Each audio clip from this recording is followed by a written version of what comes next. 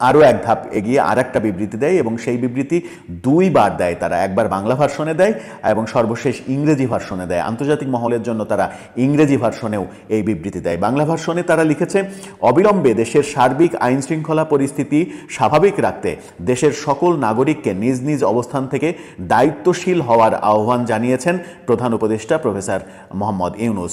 শেখ হাসিনার পরিবারের সম্পত্তি ধ্বংস থেকে বিরত থাকা এবং ফ্যাসিবাদী আওয়ামী লীগের রাজনীতির সঙ্গে যুক্ত ব্যক্তি হওয়ায় কিংবা অন্য কোনো অজুহাতে দেশের কোনো নাগরিকের ওপর আক্রমণ না করার। গতকালকে সরকারের তরফ থেকে বিবৃতি ছিল একটা, যে বিবৃতিতে বলা হয়েছিল শেখ হাসিনার উপরে ক্ষোভের বহিঃপ্রকাশেই এরকম ঘটনা ঘটেছে। এই ঘটনা 32 নম্বরে হামলার কথা বলছে। 32 নম্বরে হামলা সহ সারা দেশে যে হামলার ঘটনা ঘটেছে সেটা নাকি শেখ হাসিনার উপরে মানুষের ক্ষোভের বহিঃপ্রকাশ। শেখ হাসিনা যে ভাষণ দিতে চেয়েছিলেন সেই ভাষণের কথা শুনেই জনগণ ক্ষেপে গিয়েছে এবং জনগণের ক্ষোভের বহিঃপ্রকাশ ঘটেছে, এরকম সরকারি বিবৃতি। অবাক হওয়ার মতো হলেও সরকারি এরকম বিবৃতি, অর্থাৎ সরকার চেয়ে দেখেছে 32 নম্বরে হামলা, সরকার এটাকে শেখ হাসিনার উপরে ক্ষোভের বহিঃপ্রকাশ বলেছেন। কিন্তু প্রশ্ন যখন উঠে যায় যে ক্ষোভের বহিঃপ্রকাশ ঘটানোর অধিকার মানুষের আছে কিনা, কিংবা আইন হাতে তুলে নেওয়ার মতো আইন পৃথিবীর কোনো দেশে রয়েছে কিনা, যদি তাই থাকতো তাহলে খুনের বদলেতে খুন হতো, খুনের শাস্তি হিসেবে আদালতে বিচার ব্যবস্থা প্রচলিত থাকতো না।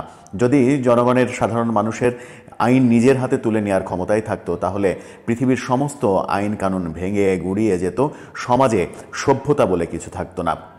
সেরকমই একটা বিবৃতি গতকালকে সরকারের দেখেছিলাম। হঠাৎ করে সরকার ইউটার্ন করে, রাতেই ইউটার্ন করে আলাদা একটা বিবৃতি দিয়ে দেয়, যেখানে অন্যরকম চিত্র দেখা যায়। এবং ইউটার্নের আরেকটা নজির আজকে যখন ভিডিওটা করছি তার 2 ঘন্টা আগে ইংরেজি এবং বাংলায় দুইটা স্ট্যাটাস, দুইটা বিবৃতি দেওয়া হয়েছে প্রধান উপদেষ্টার তরফ থেকে, সরকারের তরফ থেকে। এরকম অবস্থা যখন সরকারের দেখছি তখন বিভিন্ন জন, সরকারের বাইরে বিভিন্ন জন যারা উস্কানি দিয়েছিল এই কর্মকাণ্ডে, তাদের সুরও নরম হতে দেখছি। তারা এবার পজিটিভ কথা বলছেন। হঠাৎ করে কি হলো, হঠাৎ করে গণেশ উল্টে গেল কিনা, কোন দিকে গেল যে সবাই এখন সুস্থতার সুরে কথা বলছেন, সবাই এখন গড়ার কথা বলছেন, ভাঙার কথা আর বলছেন না, ভাঙা থেকে দূরে থাকতে বলছেন। এরকম ঘটনায় আমরা দেখেছি চাঁপাইনবাবগঞ্জ সহ বিভিন্ন জায়গার বুলডোজার কর্মসূচি স্থগিত করা হয়েছে। অর্থাৎ ঘোষণা দিয়ে যে বুলডোজার কর্মসূচি পালন করা হচ্ছিল সেগুলো যে সরকারের মদদেই হচ্ছিল, সরকারের নিশ্চুপ হয়ে থাকার কারণেই হচ্ছিল, সেটা কিন্তু প্রমাণ হয়ে যায়। সরকার যখন এখন কঠিন বিবৃতি দিচ্ছে তখন সেগুলো স্থগিত করা হচ্ছে, তখন উস্কানিদাতারাও ভিন্ন রকমের মন্তব্য করছেন, স্ট্যাটাস দিচ্ছেন। কি আসলে ঘটছে, কোন চাপ আসলো বাংলাদেশের সরকারের প্রতি, সেই আলোচনায় করবো এই ভিডিওতে। থাকবেন পলিটিক্স টিভির নিয়মিত আয়োজনে।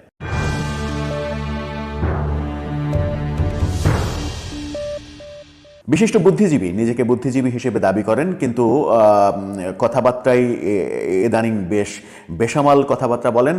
বলছি ফরহাদ মাজারের কথা। ফরহাদ মাজার স্ট্যাটাস দিয়েছিলেন 32 গুড়িয়ে দেওয়া তো হলো, এখন শেখ হাসিনার ফ্যাসিস্ট সংবিধান বাতিল এবং চুপ্পুকে অপসারণ করা হোক।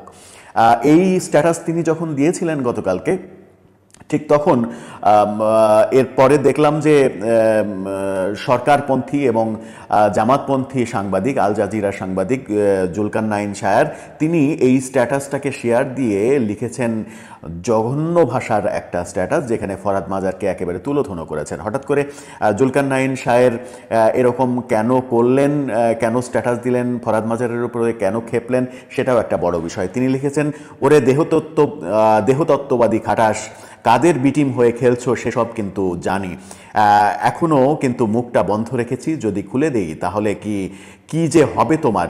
যশোর রোড খুলনার সেই ক্লিনিক আর গ্রুমের ড্রামাটা মনে আছে তো, এমনভাবে তিনি লিখেছেন। আপনারাও দেখতে পারেন তার স্ট্যাটাসটা। তিনি এরকম স্ট্যাটাস দিয়েছেন। হঠাৎ করে জুলকারনাইন শায়ের এরকম স্ট্যাটাস দিলেন কেন, এই প্রশ্ন যখন আসছে তখন আমরা দেখছি যে চাঁপাইনবাবগঞ্জে বুলডোজার কর্মসূচি স্থগিত করা হয়েছে।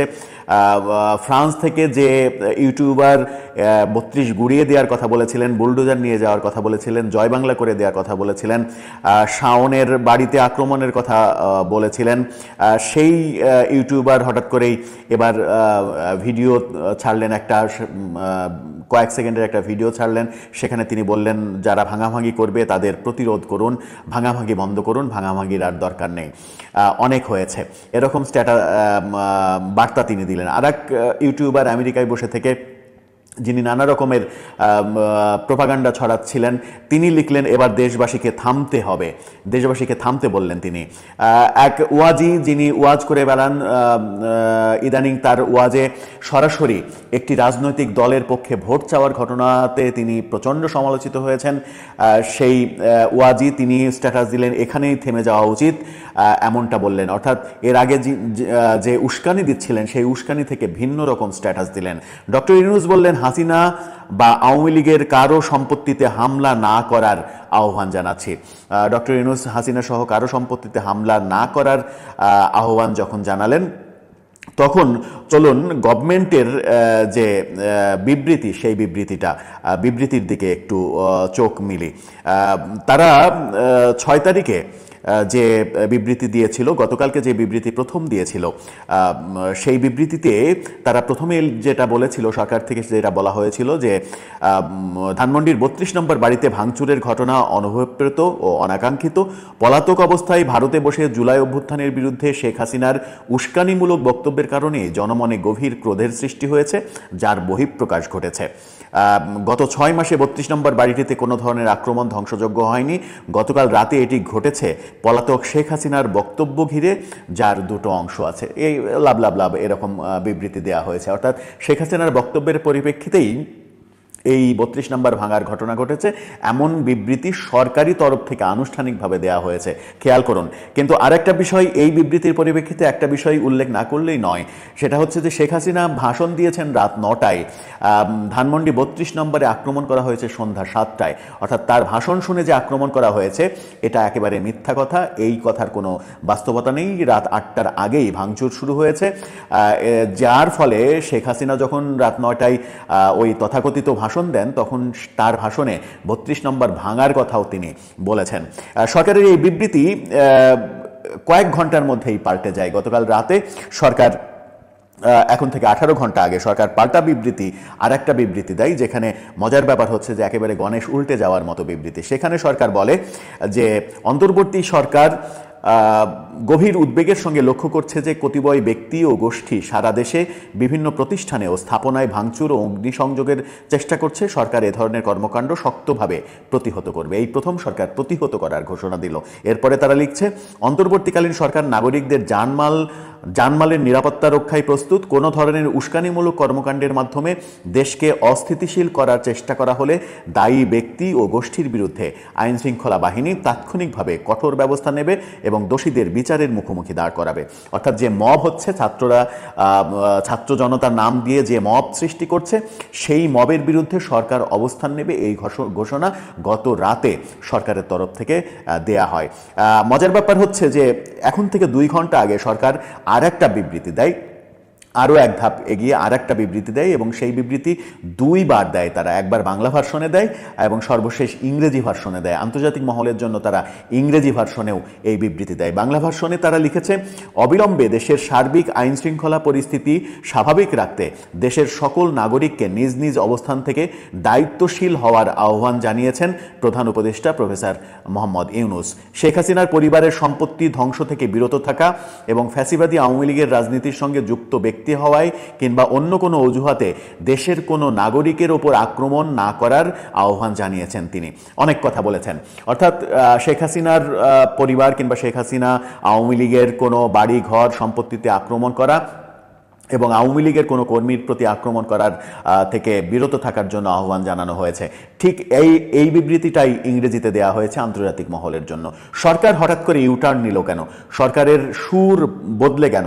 একেবারে রিভার্স 180 ডিগ্রি পাল্টে গেল কেন? পাল্টে যাওয়ার অন্যতম কারণ হিসেবে মনে করা হচ্ছে সরকারের ওপরে আন্তর্জাতিক চাপ একদিনের মধ্যে কয়েক ঘন্টার মধ্যে এত বেশি বেড়েছে যে সরকার সেগুলো থেকে নিজেদেরকে এক ধরনের রক্ষা করতে চাইছে। সরকারের বিরুদ্ধে সব থেকে বড় সমালোচনা ছিল যে এই যে মব কালচার হচ্ছে, এই মব কালচারের পৃষ্ঠপোষকতা করছে সরকার, যে কারণে সরকারের উপরে সমালোচনা বাড়ে, আন্তর্জাতিক চাপ বাড়ে। আন্তর্জাতিক চাপে গত রাতে প্রথম সরকার একেবারে ইউটার্ন নেয় এবং আজকে আবারও দুটো বিবৃতি দিতে সরকার বাধ্য হয়। তার মানে হচ্ছে যে, এবং এই গত রাতের এই বিবৃতির পরে চাঁপাইনবাবগঞ্জ সহ বিভিন্ন জায়গায় বুলডোজার কর্মসূচি স্থগিত করা হয়, এরকম খবরও গণমাধ্যমে এসেছে।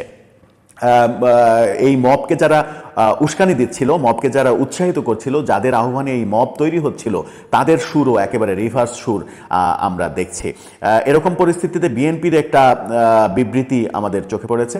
বিএনপি থেকে আনুষ্ঠানিক বিবৃতি দেওয়া হয়েছে, যেখানে বলা হয়েছে যে 5 আগস্টের পরে যত মব সৃষ্টি হয়েছে সেই মব ঠেকাতে সরকার ব্যর্থ হয়েছে। অর্থাৎ সরকার মবের এগেনস্টে কোনো ধরনের কোনো পদক্ষেপ গ্রহণ করতে পারেনি। বিএনপির এই বিবৃতি, এর আগে গতকালকে আমরা শুনেছি জামাত বিবৃতি দিয়েছে যে জামাত কোনো ধরনের নৈরাজ্য চায় না, জামাত শান্তি চায়।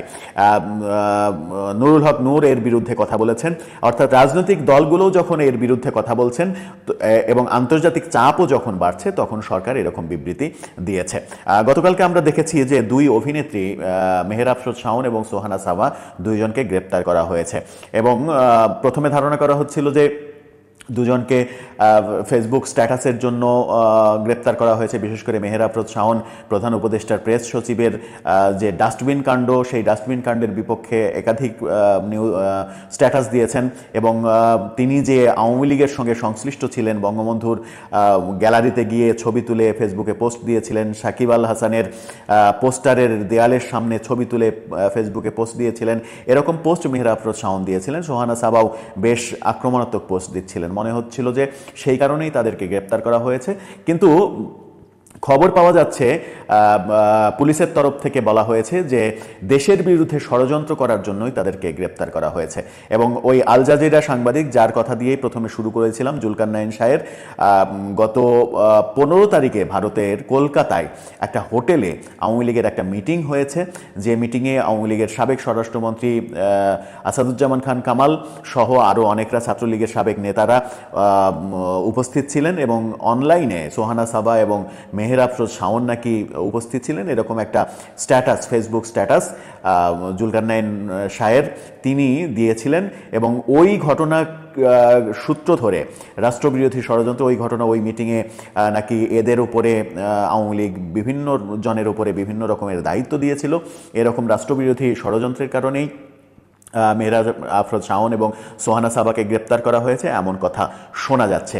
আদতে তাদেরকে কি জন্য গ্রেপ্তার করা হয়েছে? আবার যদি রাষ্ট্রবিরোধী ষড়যন্ত্রের কারণেই গ্রেপ্তার হয়ে থাকে, তাহলে একই দিনে, গ্রেপ্তারের দিনেই মেহের আফরোজ শাওনের জামালপুরে তার বাবার মায়ের বাড়ি, সেখানে আগুন দেওয়া হয়েছে, ভাঙচুর করা হয়েছে, সেটা কেন হলো? তার সঙ্গে এটার কোনো সম্পর্ক আছে কিনা, সেই ব্যাপারেও অনেক আলোচনা কানাঘোষা চলছে। তবে রাষ্ট্রবিরোধী যদি কোনো ষড়যন্ত্র করে থাকেন তারা, তাহলে গ্রেপ্তার করে নিশ্চয়ই সেই তথ্য জানার কিংবা সেই তথ্য যাচাই করার অধিকার সরকারের রয়েছে।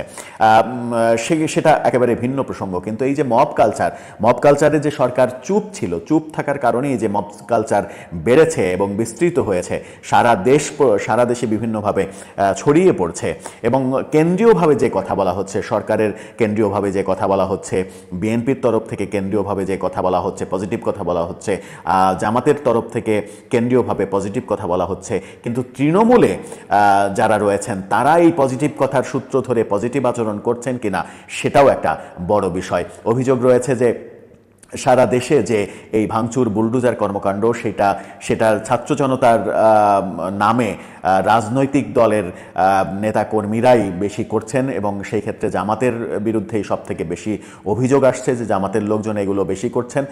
অভিযোগগুলো খতিয়ে দেখা দরকার এবং কেন্দ্রীয় পর্যায়ে দলগুলোর উচিত যে তৃণমূলে নেতাকর্মীরা যদি এ ধরনের কর্মকাণ্ড করে থাকে, দেশে অরাজক পরিস্থিতি সৃষ্টির জন্য তাদের যদি কোনো ভূমিকা থেকে থাকে, তাহলে তাদেরকে থামানো উচিত। কারণ এই মব কালচার যদি চলতে থাকে, সেটা দেশের জন্য খুব একটা ভালো কিছু হবে না। দর্শক, আপনার কি মনে হয় সরকারের হঠাৎ করে এই যে ইউটার্নের পেছনে মূল কারণটা কি? আপনার মতামত জানিয়ে লিখতে পারেন আমাদের কমেন্ট বক্সে।